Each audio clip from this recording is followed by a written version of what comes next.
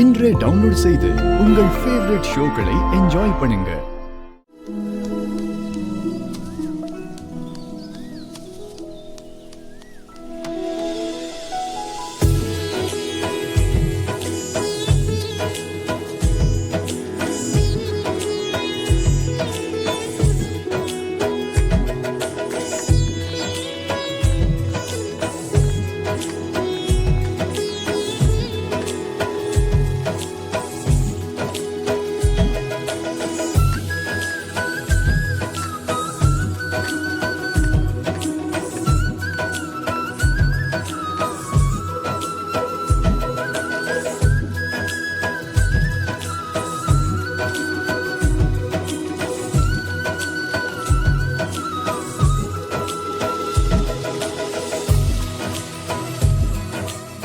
ஐயா ரெடி ஆயிடுச்சுங்கய்யா.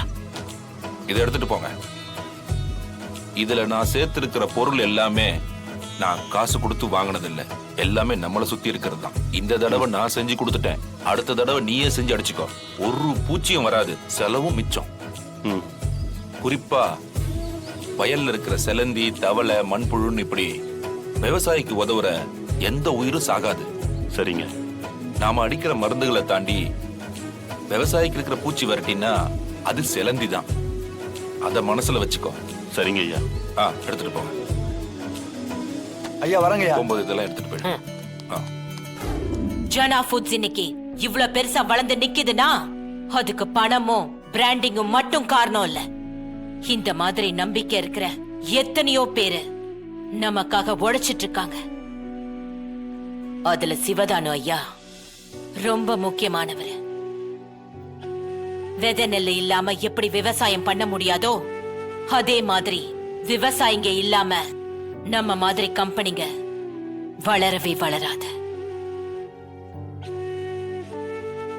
ஜனா ஃபுட்டோட வேரே அவரோட மெட்டீரியல்ஸ் தான். அத அழிச்சிட்டு வந்திருக்க நீ யாரு? யாரு உனக்கு இந்த டிசிஷன் எடுக்க அதிகாரத்தை கொடுத்தது? கோட்டு சூட்டு போட்டு ஏசி ரூம்ல உட்கார்ந்துட்டா உன்னை பார்க்க வர அத்தனை பேரும் உனக்கு கீழேன்னு நினைப்பியா? எங்க இருந்து வந்துச்சு இந்த முதலாளி புத்தி? முதலாளிங்கிறவன் மேல உட்கார்ந்துகிட்டு எல்லாரையும் அதிகாரம் பண்றவன் இல்ல, எல்லாரையும் சமமா பாக்குறவன். அந்த குணம் இல்லனா நீ முதலாளியா இருக்க தகுதி இல்லைன்னு அர்த்தம். இத பார், நீ என்ன பண்ணுவியோ ஏது பண்ணுவியோ தெரியாது. நீ அவர் கால்ல விழுவியோ கெஞ்சுவியோ இல்ல அழுது புலம்புவியோ, நம்ம கம்பெனிக்கு அவர்தான் மெட்டீரியலை சப்ளை பண்ணணும்.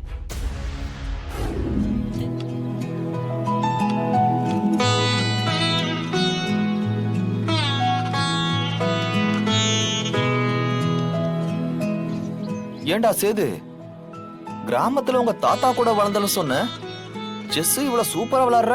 என்ன வளர்த்ததுல ஜனாமாக்கும் பங்கு இருக்கு ப்ரோ. அவங்க சொல்லி கொடுத்ததுதான் இதெல்லாம். சின்ன வயசுல ஜனாமா சொல்லி கொடுத்த செஸ் இது வரைக்கும் ஞாபகம் இருக்கு. ஆனா என் நண்பன் ஏண்டா இப்படி பண்றான்? அதை நாங்க தான் ப்ரோ உங்ககிட்ட கேட்கணும். நீங்க தானே அவர் கூட ரொம்ப வருஷமா ஃப்ரெண்டா இருக்கீங்க. ஜனமாவுக்கு எதெல்லாம் பிடிக்காதோ அதெல்லாம் அவர் தேடி தேடி செய்யறாரு. இப்பெல்லாம் அத்தா மேல எனக்கே செம கோவம் வருது ப்ரோ. என்னப்பா விட்டா என் நண்பனையும் அடிச்சிருவ போல இருக்க. இல்ல ப்ரோ, ஜனமா அவரால ரொம்ப ஹர்ட் ஆகுறாங்க.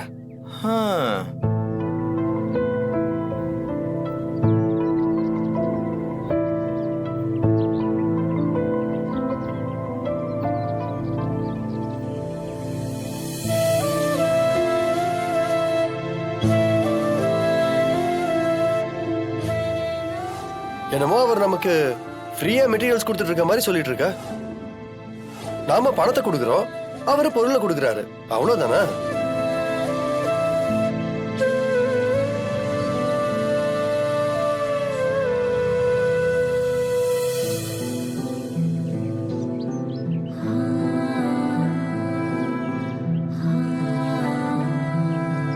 ஜனமா, விளையாடுங்க ஜனமா. வேண்டாம் தமிழ், மா ஆடுங்க.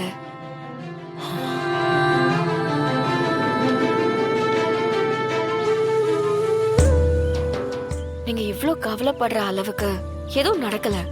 எல்லாம் கரெக்டா தான் போய்கிட்டு இருக்கு.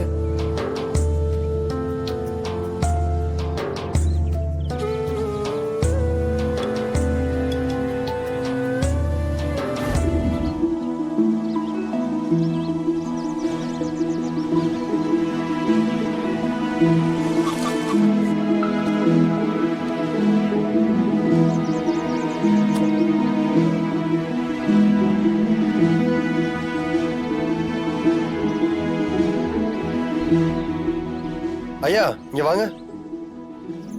சொல்லுங்க. இங்க சிவதானுங்கிறது நீங்க யாரு? அவரை பார்க்கணும், சென்னையில இருந்து வந்திருக்கேன். அவர் தோட்டத்தில் இருப்பாரு. தோட்டமா? அது எங்க இருக்கு? அதோ அங்க. ஓகே.